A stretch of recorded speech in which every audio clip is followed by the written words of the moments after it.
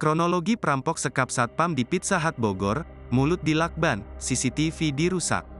Perampok Pizza Hut di Desa Nagrak, Kecamatan Gunung Putri, Kabupaten Bogor, Jawa Barat menyekap Satpam bernama Haryadi sebelum menggasak uang belasan juta rupiah beserta smartphone. Kapolsek Gunung Putri AKP Didin Komarudin mengungkapkan, pelaku mengikat tangan dan kaki korban yang saat itu sedang bertugas.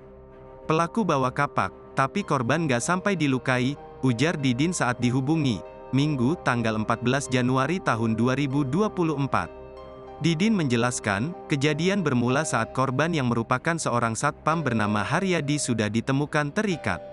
Setelah dilihat lebih lanjut, ternyata kondisi ruangan dalam keadaan acak-acakan dan rusak. Rekan kerjanya yang hendak datang bertugas sekitar pukul 6.20 waktu Indonesia Barat itu membantu korban untuk melaporkan kejadian itu ke polisi. Korban yang diikat kemudian dilaporkan ke polisi dan bahwa saat tiba di lokasi, satpam yang bertugas terikat. Dari pemeriksaan lebih lanjut, ditemukan bahwa telah terjadi perampokan, ungkapnya.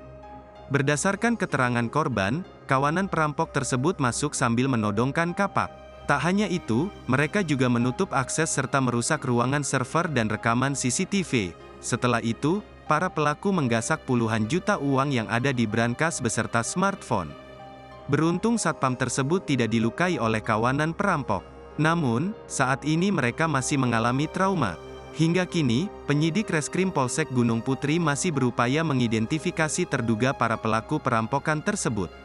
Penyidik juga sudah melakukan olah TKP dan meminta keterangan saksi korban untuk mencari petunjuk terkait aksi perampokan tersebut. Download Tribun X sekarang, menghadirkan lokal menjadi Indonesia.